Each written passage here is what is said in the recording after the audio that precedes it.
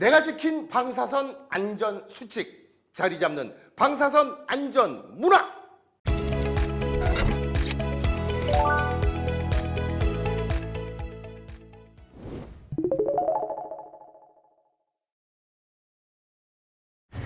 안녕하세요. 반갑습니다. 염경환입니다. 자, 지금부터 방사선 작업 종사자 직장 교육을 이제 시작하도록 하겠습니다. 이 교육은요, 법에서 정한 그 의무 교육이에요. 그렇죠. 근데 우리가 왜 예전에 기억나시죠? 다 민방위 훈련 가보셨잖아요. 억지로 앉혀놓고 봐라. 이거 짜증나거든요. 예. 자, 그래서 오늘은 좀 저희가 재미있게 얘기를 풀어 나가 보도록 하겠습니다. 우리가 왜 저 차도 잘 이용하면은 우리가 필요한 곳에 바로바로 이동수단이 되는데 교통법규 어기죠, 신호 어기죠, 그러면은 정말 큰 사고로 이어지잖아요. 방사선도 마찬가지입니다. 그래서 요 교육 시간 마련했으니까 지루하지 않게 짧고 굵게 진행을 하도록 하겠습니다. 오늘 이 시간 재밌게 도와주실 방사선 전문가 이상복 선생님과 함께합니다. 안녕하세요. 네, 안녕하세요. 반갑습니다. 네. 자, 그 방사선 정말 그런 것 같아요. 우리는 살면서 지금 주위에도 방사선이 있다는 거를 인지를 못하고 사는데 네, 그렇죠. 자연에서도 그냥 방사선이 나오고 또 인공적인 방사선도 있는데 이게 어떤 뜻인가요? 네. 뭐 반대 개념이 하지만 자연 방사선이라는 건 아마 우리 인류가 태어날 때부터 태초부터 아마 지구상에 원래 누가 봐도 원래 자연에 존재하는 방사선 얘기하는 거거든요. 요즘 네.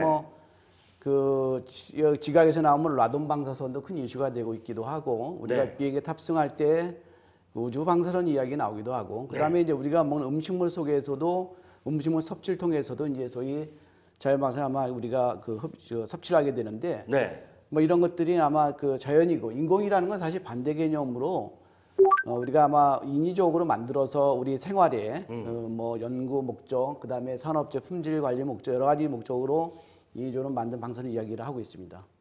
그러면 그냥 이 자연 속에서도 방사선이라는 게 있기 때문에 네. 이거를 인간의 힘으로 아예 다 통제하고 살 수는 없는 거고 무작정 무서운 것도 아니고 저희가 이제 인공적으로 만든 방사선은 의료기기나 여러 가지 활동할 때 꼭 필요한 것들이잖아요. 그렇죠. 인공 방사선은 그럼 뭔가요? 그 인공 방사선은 그 자연과 반대로 우리가 사람이 인위적으로 만든 방사선을 이야기합니다. 네. 말은 들어서 이제 우리가 생활에 여러 가지 그 생활 쪽에 우리가 이 인간의 생활 윤택하기 위해서 품질 관리한다거나 그다음 연구 목적 쓴다거나 아니면 병원 쪽에서 하면 주로 뭐 그 이 치료 목적, 네. 진단이나 치료 목적으로 사용하는 방사선들을 얘기합니다. 맞습니다. 제가 얼마 전에 그 폐 CT를 찍고 왔어요. 담배도 안 피는데 한번 제 나이 때는 지금 찍어봐야 된다고 그래가지고 한번 찍고 왔는데 그것도 이제 방사선이 이용되는 거잖아요. 그렇죠. 그것도 일종의 인공의 한 종류이기도 하죠. 그러면은 이런 게 어떻게 안전하게 관리되고 있는 건가요?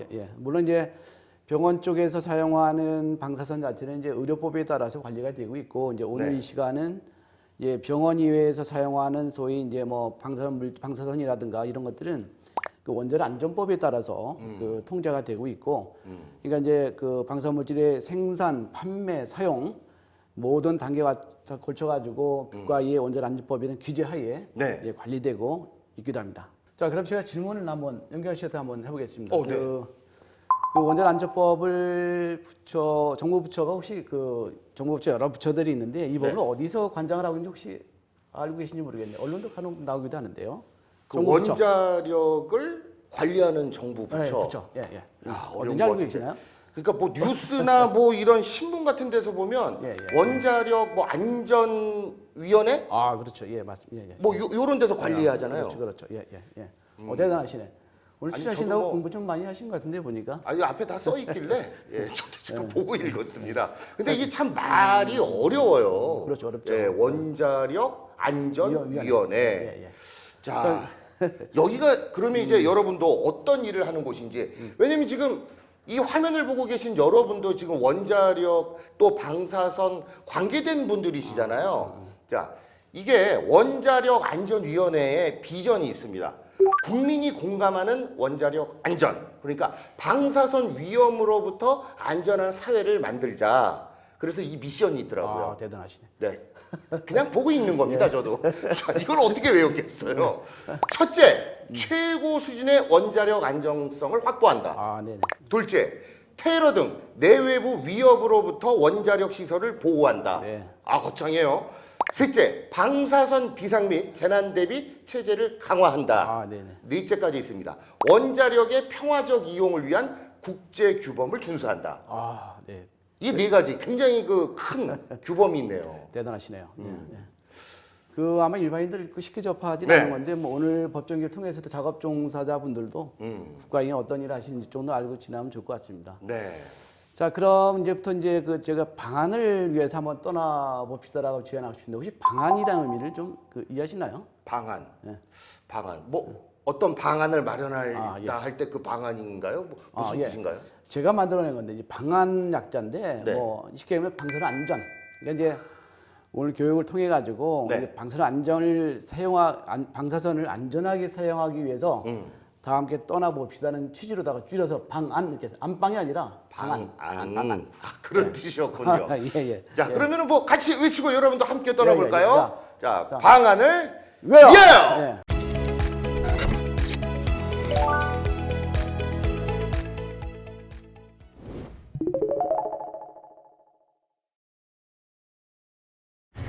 자, 여러분 반갑습니다.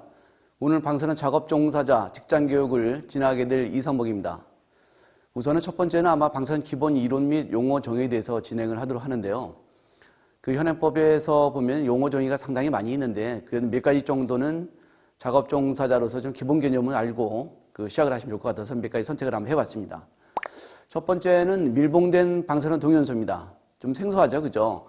반대 개념 한다면 비밀봉된 방사선 동위원소, 다른 말 표현하면 개봉된 방사선 동위원소, 뭐 이렇게 표현할 수 있겠죠. 현행법에서는 밀봉된 방사선 동위원소의 정의가 여기 나와 있는 대로 여러 가지 용어 정의가 쭉 좌왕이 되어 있지만은 적색 글씨로 표현되어 있는 표현이 가장 적절한 것 같습니다. 간략하게 우리가 이해를 하기 위해서는. 즉, 사용할 때는 방사선은 용기 외부로 나와주지만 방사선을 내고 있는 방사선 동위원소만큼은 밖으로 누출되지 않도록 되어 있는 것, 이렇게 아마 정의가 되기도 합니다. 즉, 에너지만 나와줄 뿐이고 에너지를 내보내고 있는 방사선 동위원소는 밖으로 나오지 않기 때문에 말 그대로 밀봉되는 방사선 동위원소에 대한 개념은 뭐냐면 컨타미네이션, 오염과는 관련이 없다는 겁니다. 다만 이제 매개에서 만든 상태의 그 건전성이 유지가 된다는 조건이 있지만 그래서 우리가 1년에 한 번 정도는 밀봉된 동위원소에 대한 누설 검사를 반드시 하도록 의무화되어 있기도 하죠. 여기 나와 있는 그림과 같은 소스를 한번 보여드리면 뭐 여러 가지가 있겠지만 주로 아마 이거는 아마 테스트 소스용으로 많이 쓰고 있는 면제준입니다. 면제준이. 이런 소스들이 아마 주로 많이 있기도 하고 이거 외에도 아마 다른 것들도 많이 있기도 합니다. 뭐 이런 것들. 지금 보여드린 거는 전부 다 이제 허가나 신고도 아니고 면제준이 해당되는 밀봉된 형태이기도 합니다. 이렇게 많이 쓰는 건 뭐냐면 이것이 오염되면 안 되겠죠. 그죠? 쉴딩이 다 됐기 때문에 문제 없고 물론 산업체 같은 경우에도 굉장히 다양한 밀봉된 방사선 동위원소를 가지고 QC, 품질 관리 쪽에서 굉장히 많은 분야를 활용하고 있기도 하죠. 자, 그 다음 용어 정의를 보시면 방사선 관리구역 개념입니다. 관리구역. 아마도 여러분 대부분 방사선 관리구역에 출입을 하시기 때문에 이런 교육을 반드시 받아서 관리를 하게 되기도 하죠. 이 관리구역 개념 자체는 뭐냐면 우선은 첫 번째는 뭐냐면 사람의 출입을 제한을 한다는 겁니다. 제한을 한다는 개념이 뭐냐면 방사선 작업 종사자나 또는 수시 출입자 이외에는 절대 들어가면 안 된다는 개념이죠. 그죠? 그 다음에 두 번째는 바로 뭐냐면 이제 방사선 장애 방지 조치가 필요한 구역 아마 이렇게 설정이 되기도 합니다. 방사선 장애 방지 조치라는 것의 내용이 바로 뭐냐면 작업 종사자나 또는 수시 출입자에 대해서 첫 번째는 오늘 같은 이런 교육 훈련을 반드시 받아야 될 것 같고 두 번째는 건강진단을 1년에 한 번 또는 이제 매년 받고 출입하게 돼 있고 세 번째는 개인 선량의 착용을 통해서 피폭 관리를 하도록 법에서 상당히 의무적으로 아마 착용하게 되어 있기도 하죠. 뭐 이런 사항들 아마 준수하시면 될 것 같기도 합니다. 여기 보시는 표지판도 있지만 이제 두 가지가 있는데 주로 아마 이제 첫 번째는 방사능 표지판, 3면 마크죠, 그죠? 뭐 일반인들이 이 선풍기 날개 이렇게 표현하고 있지만 사실은 방사능 마크가 게시를 하게 돼 있고 두 번째는 뭐냐면 방사선 장애 방지에 필요한 주의사항 게시판. 오른쪽에 보시는 것처럼 물론 이제 뭐 밀봉을 쓰느냐, 개봉을 쓰느냐, 발생 장치 쓰느냐에 따라서 이제 그 주의사항 게시판 여러 가지 있겠지만 그 출입하시기 전에 그래도 한 번 정도는 좀 읽어보시고 반드시 출입을 하시고 또 준수하는 게 굉장히 중요한 내용일 것 같습니다. 자, 그 다음에는 허용표면 오염한도에 대한 설명을 한번 드리도록 하겠습니다. 허용표면 오염한도. 우리가 그 현행법에 보게 되면 작업종사자 유효선량 한도 들어보셨잖아요, 그죠? 작업종사자 유효선량 한도라는 것은 피폭선량을 구간이 제한을 하는데 주로 이제 5년 누적선량을 100ml 이하로 관리하고 할 것이고, 두 번째는 뭐냐면 이제 그 5년 안에 어느 특정 안에 최대 선량은 50ml까지도 허용한다는 한도 개념은 반드시 우리가 준수해야 되는 것이죠.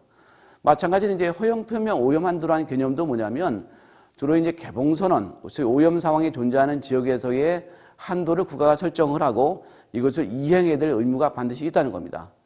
즉 우리가 이제 측정을 통해 가지고 방사능 시정을 통해 가지고 두 가지를 준수하셔야 되는데, 소위 알파 방사선을 사용하는 구역 같은 경우에는 허용 표면 오염 한도가 0.4 베크렐 퍼 스퀘어 센티미터, 즉 단면적 안에 존재하는 방사능 값이 0.4 베크렐을 오버를 하면 안 되겠죠. 추가하면 안 된다, 그런 개념이고, 두 번째는 뭐냐면 알파 방사선을 방출하지 않는 핵종이니까 쉽게 얘기하면 베타나 감마 방사선을 사용하는 구역을 얘기합니다. 즉 그 값은 뭐냐면 여기 나와 있는 대로 뭐 그 4 베크렐 퍼 스퀘어 센티미터, 단면적 안에 존재하는 방사능 값이 4 베크렐을 초과하지 않도록 측정하고, 초과하게 되면 제염 조치도 하고 그런 관리가 굉장히 중요하다는 그런 내용을 꼭 잊으시면 안 될 것 같습니다.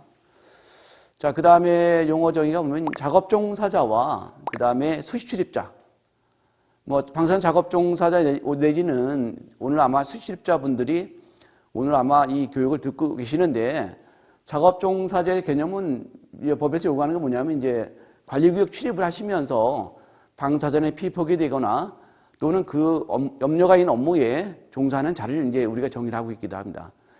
수시 출입자 개념은 여기 나와 있는 대로 관리구역의 청소, 시설 관리 등의 업무에 출입하는 사람, 이렇게 정의가 되어 있는데, 뭐 그 이외에 여러 가지 업무가 이제 또 뒤따라져 있다는 것이죠. 그죠? 업무상 출입하는 사람이 또 중요한 것이고, 그래서 아마 작업 종사자와 수시 출입자를 구분할 때 가장 그 기본 개념이 뭐냐면 다음에 보시는 이 테이블을 보시면 아마 이해가 좀 쉽게 갈 수 있을 것 같아요. 즉 뭐냐면 소위 이제 방사선 물질을 취급을 하게 되면 방사선 작업 종사자, 그렇지 않으면 뭐 수시 출입자, 그 다음에 두 번째 뭐냐면 주변 방사선의 영향, 즉 뭐냐면 주변 방사선 영향을 결정하는 어떤 장치를 조작을 하느냐, 조작을 하게 되면 작업 종사자, 그렇지 않으면 수시 출입자, 뭐 이러반저러 아마 이렇게 정의를 내면 큰 무리는 없을 것 같습니다. 한 가지 또 나와 있지만 여기 두 번째 나와 있는 소위 이제 그 발생 장치, RG죠, 엑스레이 제너레이터. 그 엑스레이를 사용하는 주로 이제 그 이 방송과 학생들이나 아니면 그 취생과 학생들, 그 해부학 아나토미를 공부하려고 이제 하는 학생들 같은 경우에는 주로 아마 대부분 대학들이 아마 작업 종사자 내지는 수시 출입자로 구분을 해가지고 관리를 많이 하고 있기도 합니다. 이렇게 아마 좀 두 가지를 아마 정의를 좀 내리고 이해를 하시면 좋을 것 같기도 합니다. 자, 그 다음에는 아마 용어 정의라기보다도 이제 이건 아마 이제 그 온전안전법에 나와 있는 법규 사항이기도 한데 또 굉장히 중요한 의미를 나타내고 있기도 합니다. 즉 뭐냐면 법 91조 1을 보게 되면 방사선 장애 방지 조치에 대한 이런 내용들이 쭉 나와 있거든요. 방사선 장애 방지 조치. 즉 뭐냐면 관리구역에 출입하는 작업 종사자 내지는 수시 출입자에 대한 어떤 그 장애 방지 조치를 반드시 해줘야 된다는 것인데, 그 내용을 보게 되면 첫 번째는 방사선량 및 방사선 오염 측정을 반드시 수행해 줘야 된다는 겁니다. 측정이죠. 말 그대로 우리가 이제 방사선 자체는 우리 오감으로 감지가 안 되니까 제일 중요한 것이 어떤 측정기를 통해서 모니터링하고 그 값을 우리가 해석을 해서 관리가 반드시 돼줘야 된다는 개념이기도 합니다. 두 번째는 뭐냐면 작업 종사자나 수시 출입자에 대한 건강 진단을 통해서 그 계속된 작업 환경에서 작업에 무리가 없는지를 한번 확인해 줘야 될 것이고, 세 번째는 피폭 관리를 반드시 해서 주로 아마 이제 뭐 일일 측정 관리도 하겠지만 뭐 일별 3개월 또 연간 누적 선량에 대한 관리를 이렇게 하도록 되어 있기도 하죠. 장애 방지 조치도 아마 중요한 항목이기 때문에 이 세 가지 사항은 작업 종사자에 대해서 반드시 이행을 해줘야 될 것 같기도 합니다. 자, 그 다음에는 이제 법 92조에 나와 있는 장애 방지 조치 및 보고예요. 즉 뭐냐면 이제 여기 나와 있는 대로 원자력 관계 사업자를 얘기합니다. 그러니까 여러분 기관에 계신 대표자분이 이제 원자력 관계 사업자인데 의무사항이 있습니다. 의무사항이. 그래서 여기 나와 있는 뭐 첫 번째, 두 번째, 1호, 2호, 3호 이 화면을 보시는 것 마냥 이 세 가지 상황이 발생할 때는 원자력 관계 사업자는 중요한 게 뭐냐면 지체 없이 이런 상황이 발생하면 위원회에 반드시 보고를 해줘야 된다는 겁니다. 즉 원자력 안전위원회 갖고 얘기합니다. 국가기관. 여러 가지 상황이 있겠지만 뭐 대부분 아마 방송관리구역도 화재에 대한 예외 구역은 아니거든요. 그래서 화재라든가 여러 가지 이제 방사선 물질이 위험이 발생하거나 또 발생 염려가 있을 때에도 신고를 해줘야 될 거, 보고를 해줘야 될 것 같고 세 번째 뭐냐면 이제 그 장애가 발생할 때 얘기를 하게 되는데 어쨌든 제일 중요한 게 지체 없이 바로 국가기관에 보고를 해야 된다는 원칙을 이행을 해주는 게 굉장히 중요하긴 합니다. 자, 그 다음에는 그 14조의 방사선 물질 등 또는 발생장치의 양도, 양수 제한 규정입니다. 양도, 양수 좀 생소하죠, 그죠? 이게 한자 미로 보면 양도라는 것은 내가 남을 주는 거죠, 그죠? 양수라는 건 반대로 이제 받는 사람. 이게 주고받고 하는 양도, 양수란 이런 의미이기도 한데, 이 방사선 물질 등 표현한 건 주로 이제 뭐냐면 이제 그 방사선 동위원소 또는 방사선 동위원소가 내장된 기기 또는 엑스레이 발생 장치를 얘기합니다. 뭐 이런 것들을 이제 주고받을 때는 함부로 안 된다는 거예요. 여기 쭉 나와 있지만 이제 다음 각 호의 어느 하나에 해당되는 경우 이외에는 절대 안 된다는 개념입니다. 말 그대로 이제 반대로 의미가 뭐냐면 이제 여기 나와 있는 1호서부터 밑에 쭉 나와 있는 여러 가지 이제 이 내용들 이거 이외에는 줄 수도 없고 받을 수도 없다는 개념입니다. 그러니까 같은 원자력 관계 사업자 국가기관의 방사선 물질 또는 이제 엑스레이를 허가나 신고, 그죠? 신고라는 기관 길이가 서로 양도양수 가능한데 또한 전제 조건이 뭐냐면 받는 기관이 방사선 물질 등을 받는 기관이 또한 허가나 신고증상에서 그런 방사선 물질들, 즉 RI나 RG를 사용할 수 있는 자격이 있나 없나도 또한 사전에 확인한 다음에 주고받고 있는 내용이 반드시 따라줘야 된다는 겁니다. 이런 걸 규정을 위반하게 되면 전부 다 이제 원자력 안전법 제94조에 의한 양도양수 제한법을 위반하게 된 거기 때문에 반드시 이행을 좀 하셔야 될 것 같기도 합니다. 자, 그 다음에 72조입니다. 그 법을 지금 몇 가지 다룬 이유가 사실 평상시에 작업 종사자분들 또는 수시 출입자분들이 이런 법규를 접할 일이 많지가 않아요. 그래서 아마 좀 소개를 드리는 거니까 잘 이해를 하시고 저런 법이 있구나. 굉장히 중요하다는 걸 다시 한번 좀 인지를 하시는 것이 굉장히 중요하긴 합니다. 자, 72조에 나와 있는 내용은 뭐냐면 도난 등의 신고예요. 도난 등의 신고. 뭐 도난 등이라면 그 분실이라든가 분실도 포함된 거죠. 그죠? 사고도 포함된 거고 잊어버린 경우 뭐 이런 여러 가지 해당되게 되는데 여기에 나와 있는 프로세스는 뭐냐면 맨 앞에 원자력 관계 사업자가 그죠? 도난 등 이런 여러 가지 사고가 발생하게 되면 그 내용을 바로 이제 국가의 원자력 안전위원회 보고 이런 상황이 발생했습니다라고 뭐 소면 보고도 할 수 있고 유선상 우선 급하니까 유선상 보고를 하게 되면 그 내용은 이제 국가기관의 원자력 안전위원회에서는 이 원자력 안전기술원 한국 원자력 안전기술원에 그 내용을 통보를 하게 된 거죠. 의뢰를 하는 거죠. 그 상황을 좀 현장 점검을 해보라고 이렇게 해서 이제 이런 도난 등에 대한 조치사항이 돌아가게 되는데 이 내용보다는 그 다음 화면을 보시는 게 좀 이해가 쉽을 것 같습니다. 자, 그 다음 화면 넘어가 볼까요? 넘어가면, 주로 이제 이 신고 내용이 뭐냐면, 여기 나와 있는 데는 이제 도난, 분실, 화재, 또 그 밖의 사고도 얘기합니다. 사실 도난 건보다는 그동안에 우리의 경험대로 볼 때 보게 되면, 주로 분실 건들이 많이 일어나요. 분실, 화재 건. 그래서 소위 이제 방사선 물질을 좀 적정 관리를 안 하게 되면, 그 관리 소홀로 인한 이런 방사선 물질 또는 엑스레이를 분실을 하는 경우, 어디 가니 소지를 알 수 없는 경우가 이제 간혹 발생할 수밖에 없는데, 이게 굉장히 중요한 어떤 이 신고 내용이 되기 때문에 하셔야 될 것 같습니다.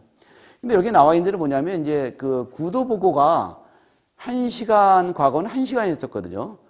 1시간이었는데 이게 이제 2018년도에 법이 바뀌면서 즉시로 됐습니다. 즉시. 1시간 이내 보고하게 되는데 이것이 즉시로 바뀌었습니다. 그럼 즉시란 개념이 사실은 좀 논란거리가 많잖아요. 1초를 얘기하느냐, 2초를 얘기하느냐, 그죠? 이런 다툼이 소재 있기 때문에 그래서 이거에 대해 해석이 바로 뭐냐면 한국원자력안전기술원의 해석입니다. 이 내용이 나와 있는 것은 안전기술에서 뭐냐면 즉 30분 이내를 보고 조치를 취하게 되면은 그런 구도보고에 준하는 도난 등의 신고가 이제 이행 마쳤다고 지금 되어 있기도 합니다. 다만 이제 안전 운영 또한 방사선 장애 방어 조치를 취하고 난 다음에 30분 이내 보고를 원칙으로 하고 있다는 사실을 잊지 마시고 이행을 반드시 하셔야 될 것 같습니다. 사실은 우리가 이제 법에서는 도난 등의 신고 규정이 있지만 사실은 어떤 물질을 우리가 어떤 상황이 발생하게 되면 이미 또 여러 가지 복잡한 과정을 거쳐야 되기 때문에 또 방사물 찾기가 또 쉽지는 않아요. 그래서 어쩌면 이 도난 등의 신고 즉시로 바뀐 취지가 뭐냐면 모든 사건, 사고는 초동 대응이 굉장히 중요하기 때문에 미루지 말고 초기에 어떤 일을 해결하는 것이 굉장히 중요하다는 의미를 내포하고 있기도 합니다. 사실 제가 볼 때 더 중요한 건 뭐냐면 어떤 상황이 발생한 다음에 보고하는 것도 물론 중요하지만 그 사전에 이러한 사건, 사고를 예방하기 위해서는 사전에 방사물질과 엑스레이에 대한 관리가 굉장히 중요하다는 겁니다.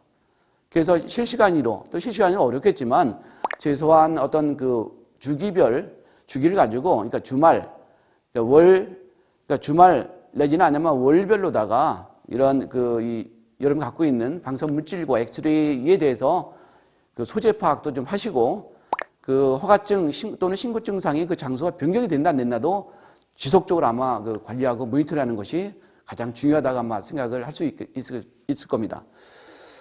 자, 그 다음에가 이제 법규사항을 그 다음에 보시면 발주자의 안전조치 의무가 있어요. 발주자 안전조치 의무.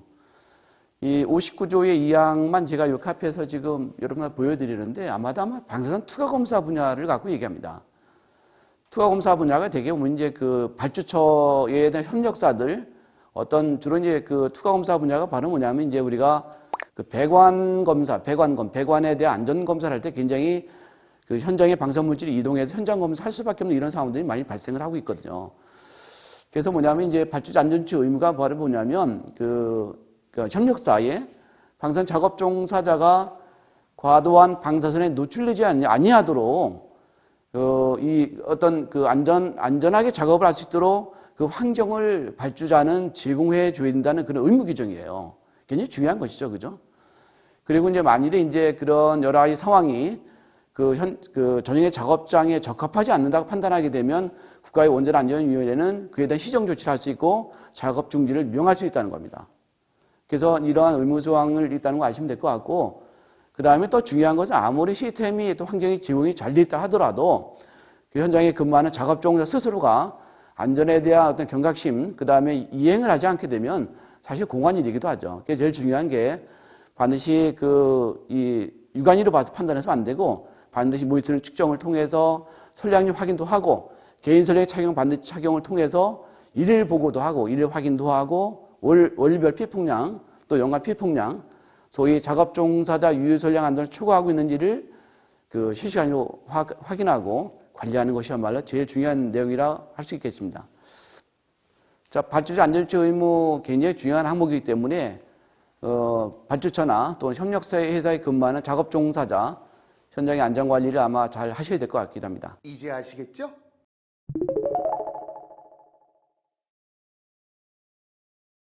자, 강사님, 그러면은 밀봉의 반대는 뭔지, 밀봉된 방사선만 위험하고 반대는 위험하지 않은 건가요? 그렇진 않아요. 성격이 다를 뿐이지 밀봉된 방사선 물질이나 그 다음에 개봉된 물질이나 이제 특성만 다를 뿐이지 네. 잘못 사용하게 되면 위험도 이게 방사선의 성질만 다를 뿐이고 따라서 특성에 맞게끔 이제 관리가 상당히 중요하게 됩니다. 예.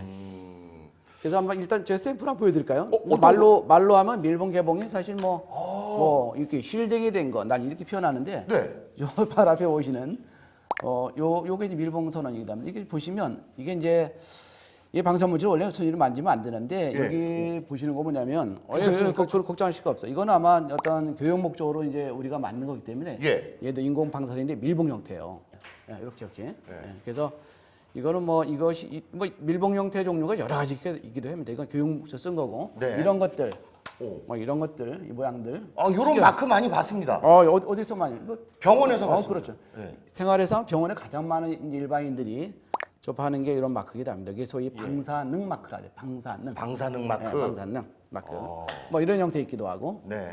개봉 형태 같은 경우는 잠깐만요. 이거 좀 보여드릴게요. 개봉 형태 같은 경우는 여기 보시죠. 야, 이거 무슨 특이하죠? 초등학교 아이들 예. 문구처럼 생겼어요. 예. 장난감 같죠. 근데 이제 이건 장난감이 아니라 이거는 현재 이제 이게 바로 이제 개봉, 밀봉의 반대, 비밀봉, 개봉을 표현하는데. 이거 열어봐도 돼요? 열어 괜찮아요. 이거 뭐. 무겁네요. 근데 예. 이게 이제 안에 용기가 다 쓴 거라 우리가 교육을 쓰고 있는데 이렇게 여러 가지. 이게 우리가 선원이 뭐냐에 따라서 이제 요 색깔과 색깔이 아마 달리 표현하기도 합니다. 예. 이렇게 뭐 실물을 보니까 조금 이제 이해는 가는 것 같습니다. 벌써부터 터득하시면 대단한 수준이신데요, 벌써. 어쨌든 쉽지 않은 이거를 것 같은데 이게. 우리가 볼 때는 아무것도 아닌 것 같지만 이렇게 안전하게 관리하면 또 잘 쓸 수 있는 거잖아요. 그렇죠. 자, 그리고 강사님, 이 방사선은 그 관리구역이라는 게 있잖아요. 영화 같은 데 보고 병원에 가도 뭐 이렇게 막아놓고 철망 쳐져 있고 막 그렇단 말이에요. 그러니까 사람의 출입을 제한한다는 그 어떤 의미가 있는 것 같고 제한 구역이니까. 그리고 또 방사선 그 장애 방지 조치가 필요한 구역이 또 있다고 얘기를 들었습니다. 그러니까 이게 마크가 아까 제가 말씀드렸듯이 그 마크로 돼 있고 이게 출입 금지 뭐 이런 게 있더라고요. 그렇죠. 옆에 이거. 한번 보시죠, 이거 보시면. 요거. 이게 이제 소위 방사능 마크. 네. 이게 이제 옆에 요 안에 출입을 하면서 이제 이 사람이 방사선 장애 방지를 위해서 어떠한 주의사항 이런 것도 아마 읽어보고 출입을 하게 돼 있기도 합니다. 맞아요. 이거 제가 많이 봐요. 영화에서도 보고 이거 병원에서도 보고 이런 마크하고 저런 주의문을 제가 본 게 기억이 납니다. 그래서 이런 구역을 출입할 때 그냥은 안 되고 이제 첫 번째 중요한 게 뭐냐면 이거 혹시 뭐 영경아 씨 뭔지 아세요? 이게 저 OTP 카드인 줄 알아요. 은행에서 이거 OTP 비슷하게 생겼는데 이게 뭐예요? 이거는 뭐냐면 이제 그 방사선은 우리 육안, 우리 오감은 이제 기본적인 감각 기능이죠. 만냄새, 색깔 볼 수도 없고 뭐 만져도 우리가 모르는 이제 오감이라 표현하는데 오감으로 표현이 안 되기 때문에 중요한 건 뭐냐면 뭔가 모니터링이 굉장히 중요하다는 거예요. 모니터링 해야 되는데 그래서 방사선 관리 구역에 출입하는 모든 분들은 개인 선량계 이런 거, 이걸 개인 선량계라고 얘기를 하는데 이걸 착용하셔야 돼요.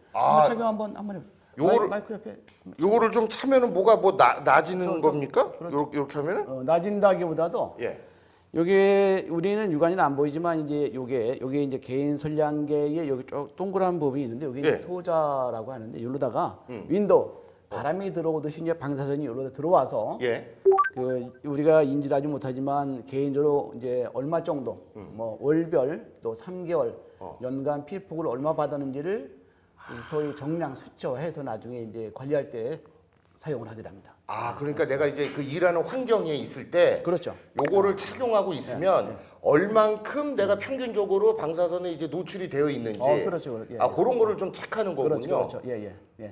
그러면은 우리가 살아가면서 어느 정도 뭐 이렇게 방사선에 노출돼 있는 게 막 죽고 위험하고 막 그런 거는 아닌가 봐요. 그렇죠.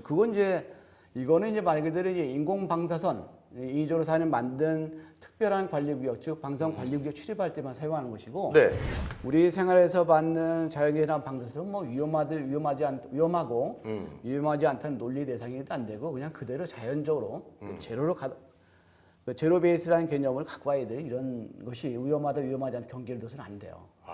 그러나 이제 인공은 게다가 부가적으로 더 많은 방사선에 노출될 가능성이 있기 때문에 그런 한정된 인력들이 소위 작업 종사자분들이 관리하는 이런 측정이기도 합니다. 이따가 이제 이거 한번 착용하는 것도 한번 까물까물 해보시고 그때 가서 방사선을 측정하는 이게 기기군요. 그렇죠. 내가 착용하고 있는. 그렇죠. 신기하네요. 자, 영렬 씨, 조금 전에 원자력 안전위원회 설명 참 잘해주셨는데, TV에 간혹가다 이제 보도가 되기도 하는데, 또 이제 이 원자력 안전 관련된 굉장히 중요한 역할을 하는 기관이 한국원자력 안전기술원이라 들어보셨습니까? 생소하죠? 가끔 들어보긴 한 것 같아요. 어렵네요. 그래서 원전 안전기술원에 대해서 제가 한번 좀 공부 좀 해오시라 했는데 야, 원전 안전기술원에 대해서 한번 아시는 대로만 뭐 약간 좀 부족하더라도 설명 한번 해보시죠. 외우느라고 죽는 줄 알았습니다. 아, 그냥 저는 뭐 예능 같으면 편하게 하는데 네, 이거는 이제 되게 중요한 단어니까 예. 그 원자력 안전규제 약자가 한번 해요. 약자. 전문기관이 약자가 약자를 한번 해보죠. 한국원자력 안전기술원 영어로 한번 해요. 영어로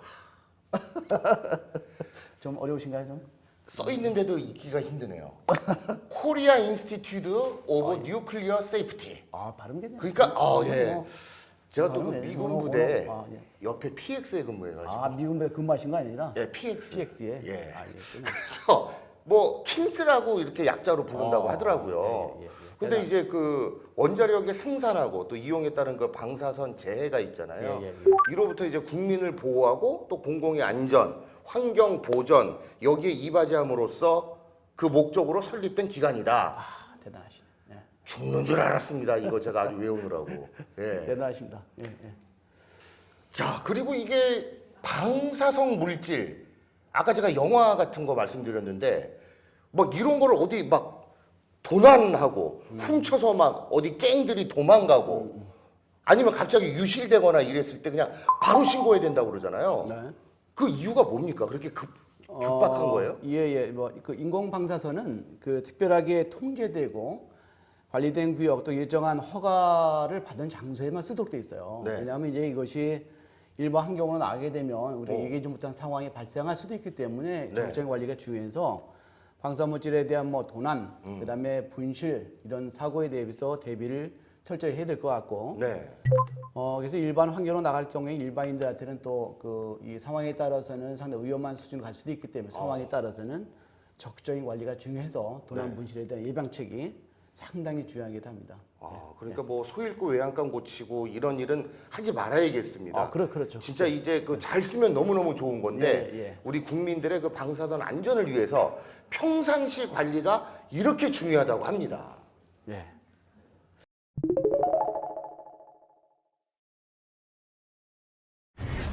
자, 강사님. 네. 방사선 투과 검사라는 게 있는데 예. 이게 뭔가요? 좀 투과한다면 뭐가 이렇게 뚫고 지나간다 이런 느낌 들기도 하죠. 그렇죠. 뭐 엑스레이 같은 게 막 떠오르기도 그렇죠. 하고. 예, 마찬가지. 이 방사선 특성 자체는 어떤 물질을 투과를 하고 이렇게 우리 눈에 보이지 않지만 어떤 물질을 투과하고 지나서는 굉장히 강력한 에너지를 갖고 있는 것들이 많이 있어요. 예, 그래서 이제 투과 검사 분야는 좀 생소하긴 한데 우리 생활에 보면 그 아마 영현 씨 그 집에 사신 집에도 우리가 LNG 가스 갖고 밥을 해 먹잖아요, 그죠? 네. 예, 가스 없으면 안 되잖아요, 그죠? 네. 그런 가스가 가정까지 갈 때까지는 이 도로에 이제 원래 이제 그 가스 공급 시설로부터 지하의 도로에 매설이 되어 가정까지 들어간단 말이죠. 그렇죠. 열배관 빠져는 마찬가지예요. 난방도 마찬가지고. 네. 그런 배관들은 이제 소위 이제 가정이 공급되기 전까지 산업용 목적으로 공급될 때까지의 그 배관을 땅에 매설할 때는 그 용접이 있다래 용접. 그렇겠죠. 용접 아시죠 용접? 알죠. 불빛 지지는 거. 예, 그래서 예. 이제 용접이 잘 됐나 안 됐나에 대한 안전 검사를 방사선을 이용해 가지고 그 검사를 해요. 사람이 눈이 뚫고 투실할 수 없으니까 그렇죠. 방사선이 그걸 그렇죠. 해주는 거군요. 예. 그렇죠. 예. 그러니까 아주 실생활에서 중요한 일들을 방사선이 많이 해주고 있는데 예. 이제 그 발주자 하면은 예. 일정한 그 어떤 대금을 치르고 예. 공사를 알아서 해주쇼. 예. 뭐 이렇게 하는 걸 텐데 원자력 안전법에 그 발주자의 또 안전 의무조치, 그렇죠. 의무 조치가 있는 예, 거네요. 좀 그냥 특이하죠. 무조건 그냥 발주만 넣고 해주쇼 이게 아니네요. 그렇죠. 이게 뭐 우리 사회의 소위 이제 뭐 안전이라는 것은 같이 아마 가치가 있을 부분이기 때문에 발주를 한 기관이나 네. 그에 대한 협력 기관들 굉장히 많잖아요. 인생 혼자 사는 게 아니다 보니까. 그렇죠. 그러니까 소위 이제 협력사에 계신 모든 안전을 소위 발주자도 어떤 안전에 대한 어떤 책임감이 있다. 예, 그래서 만일에 이제 방선에 관련된 어떤 문제 재해는 아니면 이제 사고할 가능성이 있다고 판단한다면 네. 아까 말씀드린 원전 안전위원회가 국가가 개입을 해서 그에 대한 사용 중지도 명할 수 있고 네. 시정 조치해라 뭐 이런 내용들이 아마 상당히 강력하게 되는 것이 발주자의 안전 조치 의무기도 하기도 합니다. 그렇군요. 그러니까 무조건 뭐 대금만 치르고 나서 사고 나면 나무나 당신들이 알아서 하시오. 난 책임 없어. 이게 아니라 발주자분들도 꼭 같이 알아야 될 그 중요한 법규네요. 아, 예, 굉장히 중요한 내용이랍니다. 맞습니다. 예. 자, 좀 쉬었다 하겠습니다. 깨끗한 공기도 좀 들이마시고요. 몸도 풀고 좀 화장실 좀 다녀오세요.